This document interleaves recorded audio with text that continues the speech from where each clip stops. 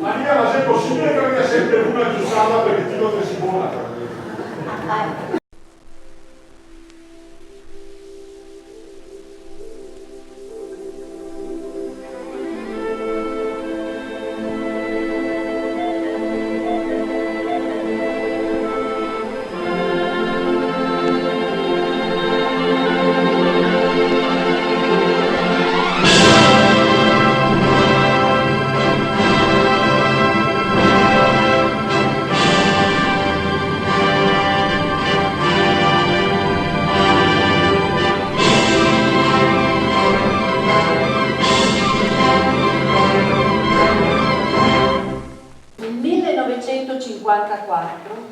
Dopo 3 anni di sperimentazione, test e grande lavoro tecnico, hanno inizio le trasmissioni Rai. Il 3 gennaio, alle ore 11 del mattino, la prima annunciatrice televisiva Fulvia Colombo legge dagli studi di Milano il messaggio di una inaugurazione delle trasmissioni televisive della Rai. Pochissimi sono i privilegiati telespettatori forniti della nuova finestra sul mondo. Il primo programma comico della storia della televisione è 1, 2, 3 con Ugo Tognazzi e Raimondo Vianello. La trasmissione venne cancellata anzitempo per un intervento censorio, per una battuta sull'allora capo dello Stato italiano. Ma adesso scappo perché devo arrivare il mio fidanzato. Ma dove arriva? E qui arriva. Ma allora perché scappa? E perché se no mi trova qui e non posso uscire con Carlo. E Carlo chi è? È un altro fidanzato. Ah, gli uomini sono traditori, sa, se non lasci dire da me.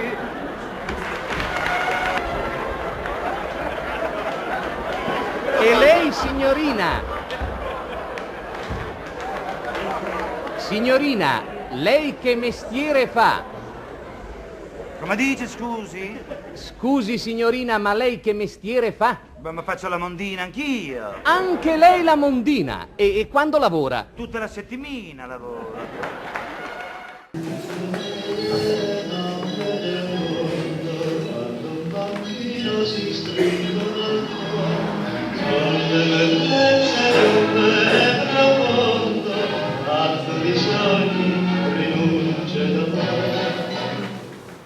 Gennaio 1954.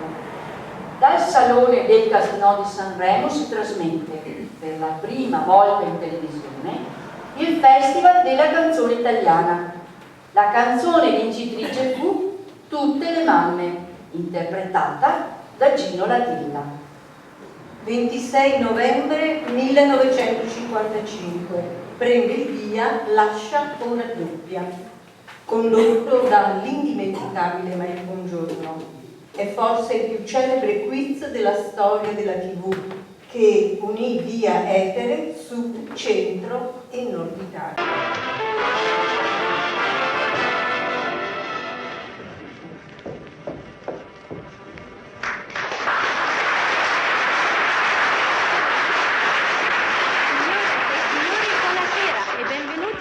Numero di Lascia o raddoppia. Ecco a voi Mike Bongiorno.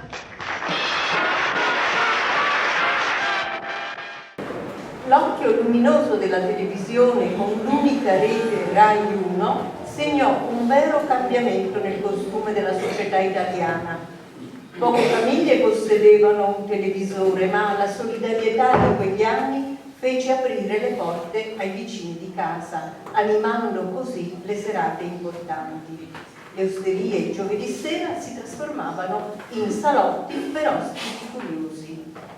Luisa legge il racconto della Siora Lucia. La Siora Doppia.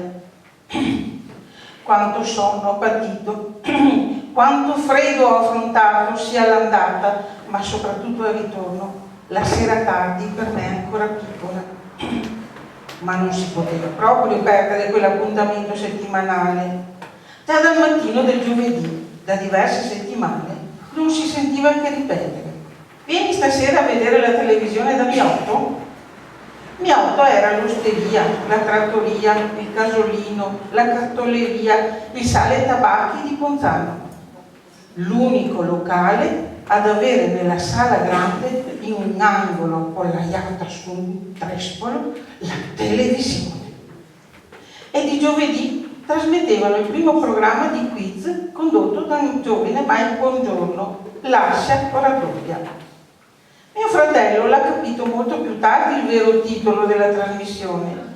Infatti lui la sentiva chiamare Lascia o raddoppia e non riusciva a capire cosa c'entrassero quei personaggi che giocavano e vincevano con questa donna doppia che non si vedeva mai. Il giorno dopo però eravamo felici perché potevamo dire anche noi di aver visto la Lascia o raddoppia e per una settimana non si sentiva parlare d'altro.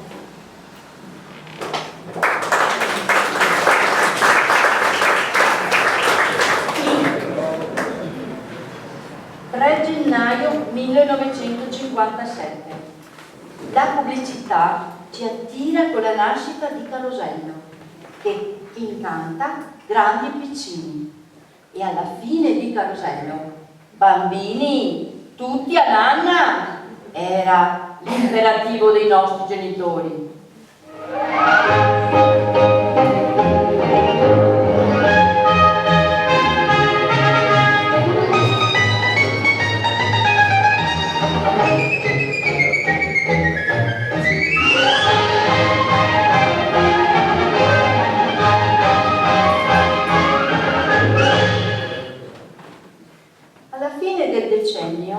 A metà pomeriggio, l'occhio sul mondo si accende per la TV di ragazzi. Molti fra noi sono coinvolti da Zurli, il mago del giovedì, e dal travolgente Rin Tin Tin. Un filone di grande potenzialità è l'avvio dei teleromanzi. Inizia con i classici per ragazzi, per poi aprirsi al grande successo dei maggiori attori del cinema e del teatro del tempo, affermandosi con spettacoli di raffinata qualità. 1959, il poeta Salvatore Quasimodo, esponente autorevole della corrente letteraria dell'ermetismo, vince il premio Nobel per la letteratura. Luciana legge una poesia di Salvatore Quasimodo.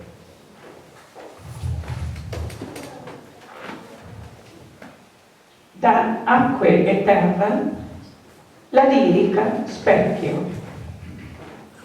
Ed ecco, sul tronco si rompono gemme, un verde più nuovo dell'erba che il cuore riposa. Il tronco pareva già morto o piegato sull'occhio, e tutto mi sa di miracolo.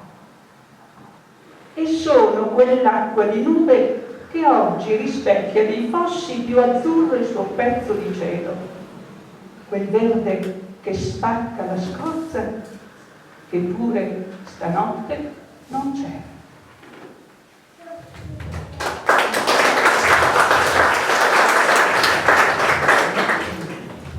7 dicembre 1957 va in onda Il Musichiere. È sabato sera e Mario Riva entra nelle nostre case. I motivi musicali erano eseguiti dall'orchestra di Gorny Kramer, i testi di Galinet e Giovannini.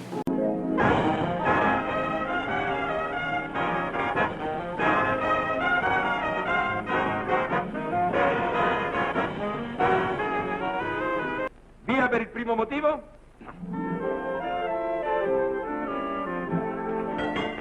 Francesco Chino ha suonato per primo. Una voce e una chitarra un po' che l'una. Molto bene, bravo Francesco.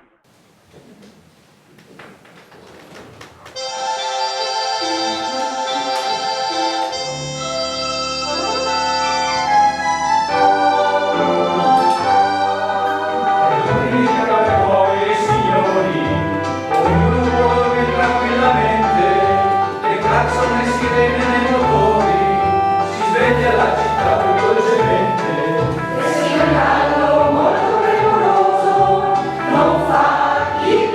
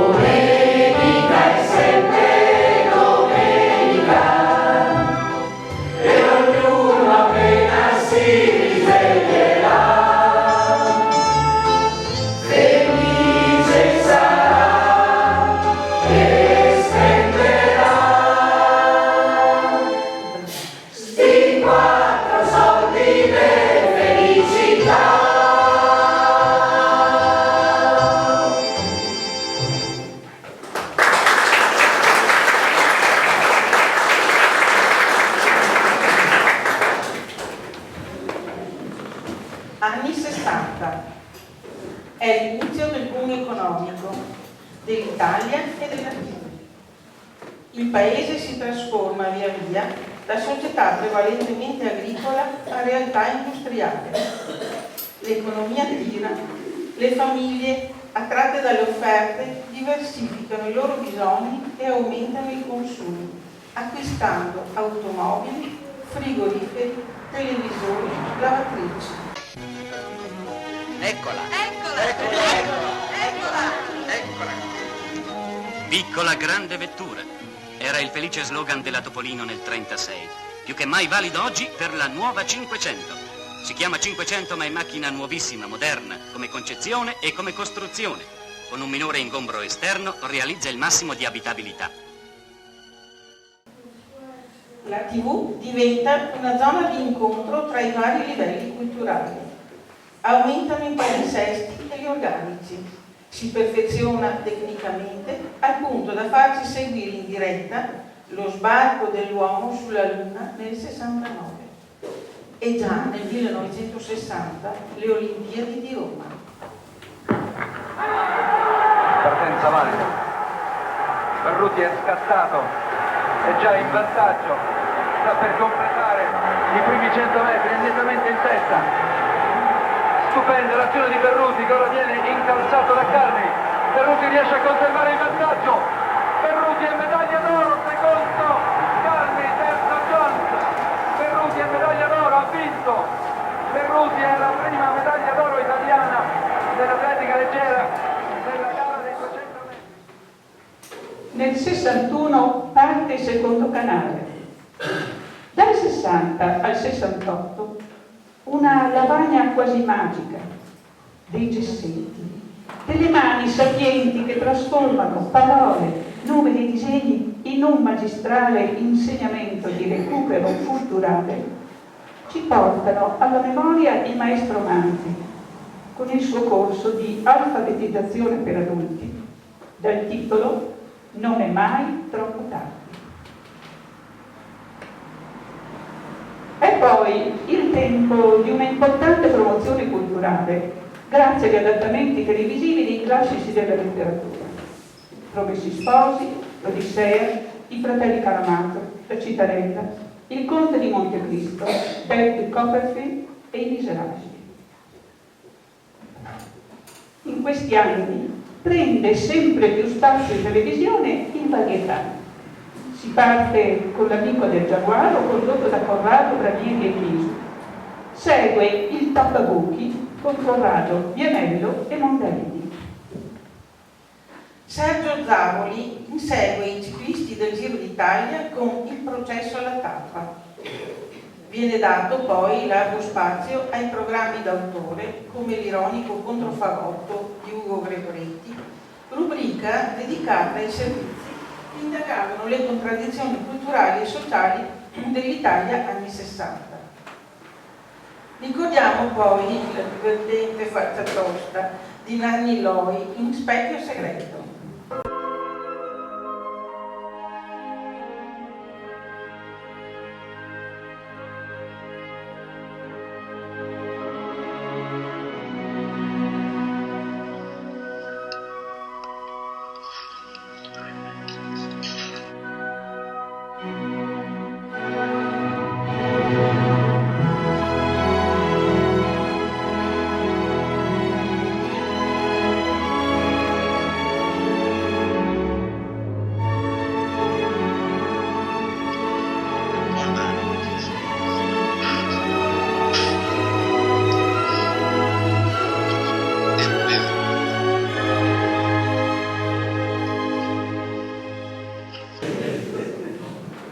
Nel 62 Dario Fo e Franca Rame tornano in video con 6 puntate di Canzonissima. La censura del tempo però interviene a tal punto che la coppia non accetta i tagli proposti e abbandona la televisione in favore del teatro. Dal 68 al 70 il Varietà raggiunge l'apice dell'eleganza televisiva con Studio 1 e Canzonissima, dove riempiono le scene le gambe delle gemelle Kessler, velate di nero da una bigotta censura. noi, troppo piccolina, c'è poco tempo per ballare e per cantare. Se il giorno è lungo da passare, la notte vola. In varietà tiene incollati allo schermo, al teleschermo una media di 21 milioni di italiani, grazie anche alla voce di Mina con la famosa canzone Zoom Zoom Zoom Zoom Zoom.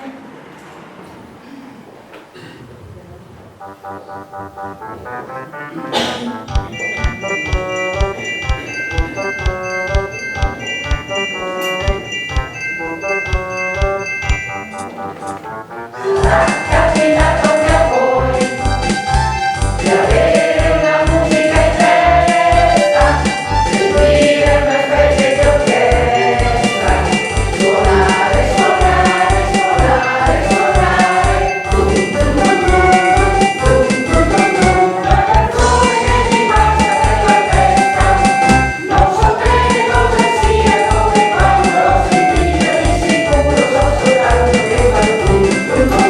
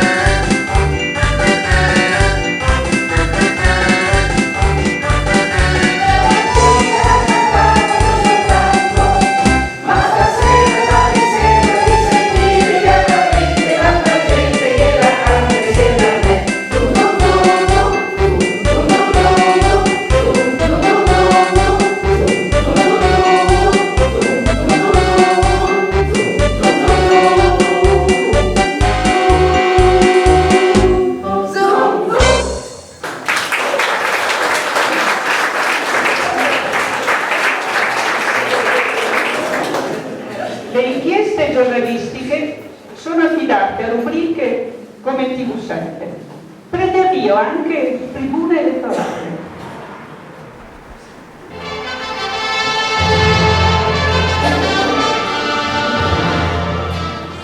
È veramente per la libertà che noi combattiamo e sono 20 anni che questa battaglia noi conduciamo nelle campagne, nelle fabbriche, in ogni paese, fra i giovani, fra le donne. Del 68 le contestazioni studentesche ed operaie dilagano non solo in Italia, con l'occupazione delle principali università. La prima edizione del Varietà, doppia coppia, andata in onda tra marzo e aprile del 69, è condotta da Michele Noschese, Vice Valori, Lelio Luttazzi e Seppi Battani. È l'avvio delle magistrali imitazioni di Noschese che in coppia con Vice Valori cura la parte comica del programma. Per la prima volta Noschese ottiene l'autorizzazione ad imitare uomini politici. A distanza di 5 mesi, può finalmente dirci quale sia stata la soluzione che ha trovato la siete sul Morena? Direi che la principale è quella quella di aver formato un governo troppo al centro. Perché? Perché al centro c'è troppo traffico, comunisti pesanti, socialisti con rimorchio, repubblicani a scoppio e l'ingorgo era Lelio Luttazzi e Silvia Vartan curano la parte musicale di Doppia Coppia.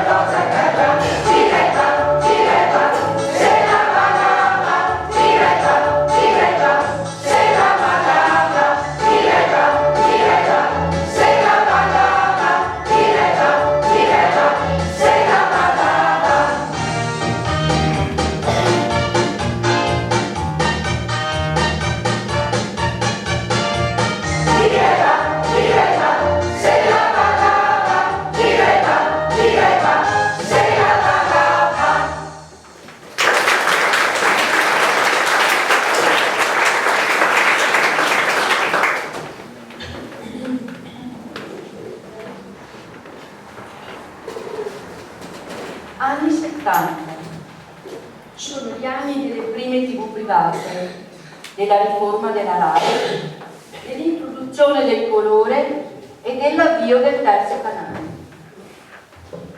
Sono anni di cambiamenti profondi per tutta la società italiana. La strada delle riforme è aperta soprattutto sulla realtà dei diritti civili e dei servizi per i cittadini. Nel 1974 gli italiani, tramite referendum abrogativo, sono chiamati a votare, confermando la legge sul divorzio approvata dal Parlamento nel 1970. Nel 1975 viene riformato il codice civile sul diritto di famiglia. Vengono riconosciute la parità giuridica dei coniugi e la comunione dei beni. La patria potestà viene sostituita dalla potestà genitoriale. Maggio 78. Il Parlamento approva la legge 194 che regolamenta l'interruzione della gravidanza. Nel maggio 1981 un referendum popolare confermerà tale legge. Questo decennio viene ricordato purtroppo per i numerosi eventi tragici. Nel 72 omicidio del commissario Luigi Calabresi che indagava sulla strage di Piazza Fontana a Milano. Nel 75 omicidio del regista e scrittore Pierpaolo Pasolini. Nel 78 ricordiamo il sequestro e l'uccisione di Aldo Moro. Nello stesso giorno il giornalista Peppino Impastato viene assassinato dalla mafia. In questo decennio si entra negli anni d'oro del varietà comico televisivo. Si afferma la coppia Vianello-Mondaini, protagonista di alcuni spettacoli di varietà di successo, da Sai che ti dico, per poi proseguire con Tante scuse e Noi no. Arturo! Arturo! Maritino mio, dove sei? Arturo! Maritino mie! Maritina mia! Ah! Ma questa che roba è? Ma che ne so, con questo inquinamento, un apri il rubinetto, guarda che te esce fuori.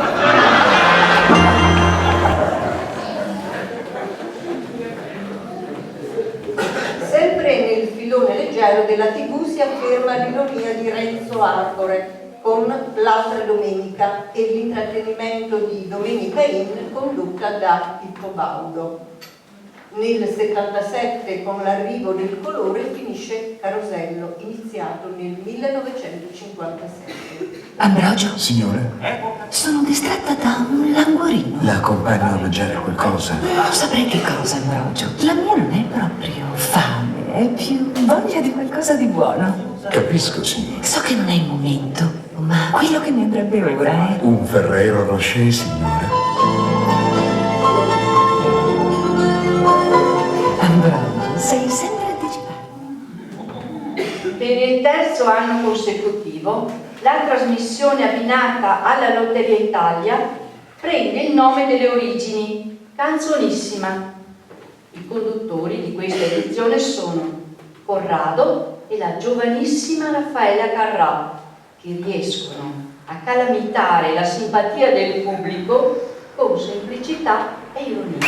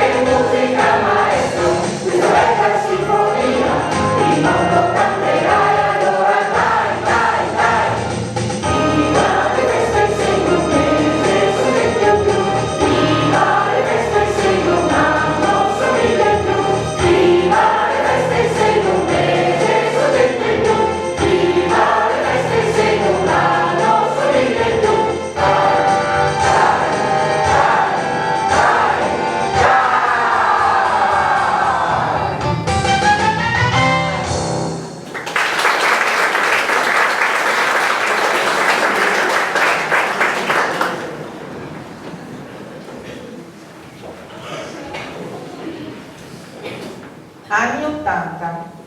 È il decennio della fine del monopolio Rai e dell'avvento del duopolio televisivo Rai-Fininvest. Il vecchio modello di TV pedagogica lascia il posto ad una televisione accattivante, aggressiva, in cui la missione diventa quella di assecondare i gusti dello spettatore, che da utente diventa sempre più cliente. La Rai inaugura il servizio televideo. Si assiste a molte dirette per eventi di cronaca, la strage nella stazione di Bologna, il terremoto in Campania e Basilicata, l'attentato al Papa. Nel 1982 tutta l'Italia esulta con il presidente Sandro Pertini per la vittoria della nazionale ai mondiali di calcio in Spagna.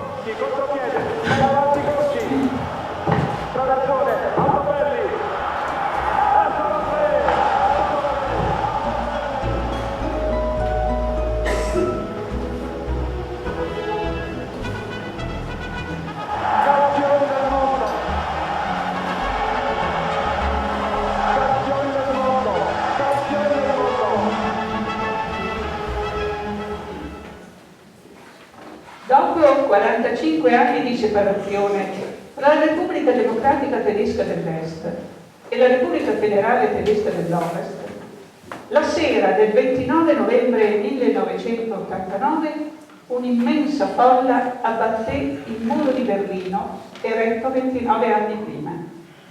Un anno dopo venne celebrata la grande festa della riunificazione della Germania. Ma la grande novità è l'avvio della terza rete con il TG3 nazionale, che dal 1987 diventa un vero e proprio laboratorio culturale. Tracciano sentieri nuovi, la Real TV di Un giorno in pretura, la dissacrante TV delle ragazze e Luciano Rispoli con Parola mia, programma finalizzato all'approfondimento della lingua italiana. Si fa grande informazione con due maestri del giornalismo, come Enzo Biagi con Linea Diretta e Sergio Zavoli con La Notte della Repubblica. Quark consacra Piero Angela come leader della divulgazione scientifica. Si fa grande sulle reti Rai 2 e Rai 3. Dall'80 al 98 Giovanni Minoli innova lo stile di fare interviste con mixer, rotocarico di attualità politica, culturale e di spettacolo. Di grande livello sono i faccia a faccia con personaggi celebri e scoop giornalistici. Michele Santoro lancia la TV della piazza con Samarcanda. Il garbato Andrea Barbato con cartoline e va pensiero commenta i fatti di attualità con rigore ed acume. Negli anni '80 la comicità non manca di certo. Si affermano comici e conduttori come Boldi, Montesano, Proietti. Nasce il memorabile trio Lopez, Marchesini e Solenghi, che si fa notare a Tasto Matto e al Fortunato Varietà I Promessi Sposi, oltre ad altre numerose apparizioni dell'epoca. Gli intrattenimenti serali di maggior successo di pubblico sono Fantastico, abbinato alla Lotteria di Capodanno, e La Piovra, la fiction più venduta all'estero. Fra il 1985 e l'88 irrompe nel mondo del varietà Renzo Arbore, che lancia uno stile nuovo di fare spettacolo, proponendo gag e personaggi curiosi, canzoni e finti giochi dal sapore ironico e a volte satirico. Lo show, indietro tutta, è reso indimenticabile per le ragazze coccolè e per lo sponsor immaginario, il cacao meravigliao, popolare a tal punto che la gente ricerca l'acquisto del cacao nei negozi e nei supermercati del tempo.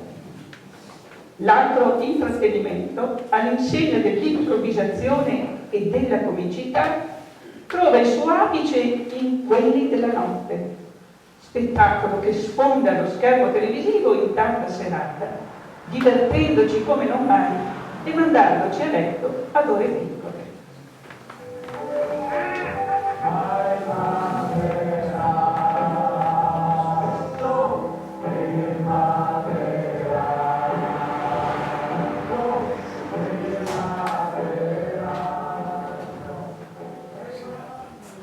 In quel salotto televisivo si affermano tra gli altri due nuove protagoniste femminili. Marisa Laurito, la cugina in perenne attesa di un fidanzato, e Simona Marchini, la sognatrice rapita dal mondo delle telenovelas. Tra gli interpreti maschili ricordiamo Nino Frassica, che resta famoso per le parole storpiate, e Massimo Catalano, che dispensa vere perle della sua saggezza. È molto meglio innamorarsi di una donna bella, intelligente e ricca, ricordalo, anziché di un mostro cretino e senza una vita.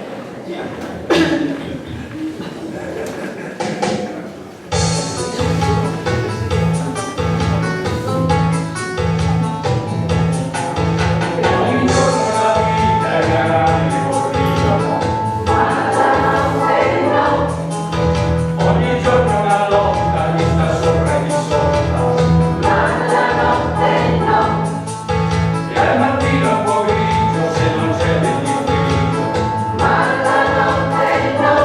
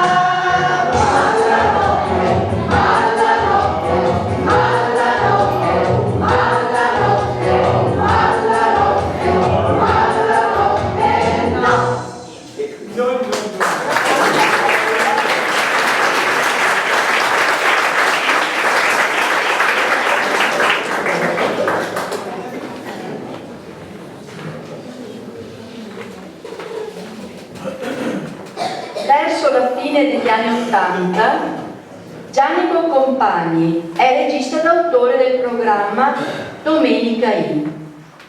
Come sigla di apertura viene scelta la canzone Una domenica italiana, resa famosa dall'interpretazione di Toto Cotugno.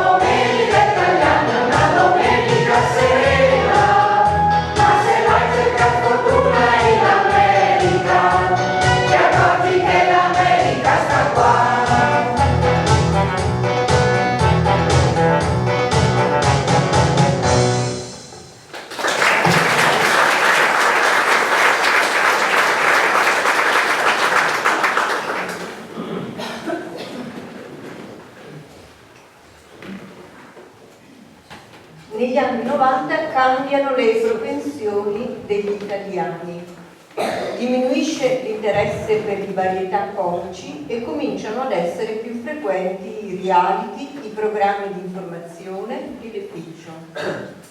Infatti continua e cresce il grande successo del commissario Montalbano. Ma il sabato sera l'Orient si è attratta al cuore dalla lotteria di Capodanno. Fantastico 12 è condotto da Raffaella Carrà che canta e balla Scranda alla mela. Il lessico colorato della canzone e l'ombelico esibito da Raffaella sono entrati nell'immaginario di tutti gli appassionati. Non dimentichiamo poi l'incontenibile Roberto Benigni, protagonista di un travolgente agguato a Raffaella. Quando vedi rosso non capisci più niente, tu, Vieni qua!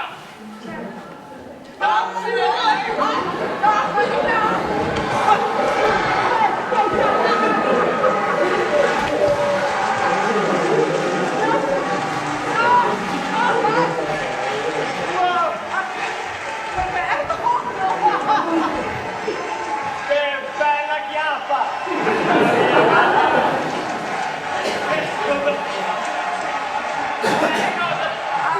Cosa ci avete?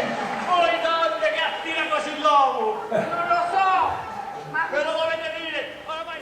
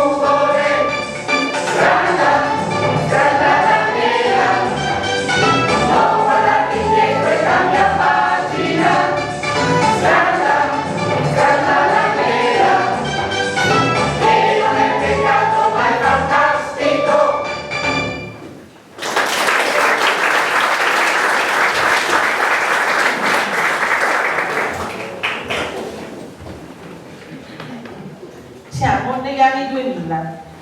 Irrompono due nuovi conduttori, Fiorello, fine intrattenitore ed originale imitatore, Panariello, interprete disincantato di figure popolari. Panariello il sabato sera conduce lo show Torno Sabato con la partecipazione di Paolo Belli. La cosa è molto grave. Che è successo? Allora, lei è stato accusato di truffa. De truffa! A me, signor giudice, di truffa! Io che la mia macelleria è premiata per la sua onestà e garanzia di pulizia e di igiene. La mia macelleria, se permette di una cosa del genere. Senta, signor Piovone, non meni il can per l'aia. Io non meno. Per l'aia non c'ha, o meno quando intera il cane, è che per l'aia non c'ha, ma come può pigliarlo nell'aria? L'aria anche volendo via, soldate, aspetto intera il cane. Siamo quelli che fanno male a me, stiamo a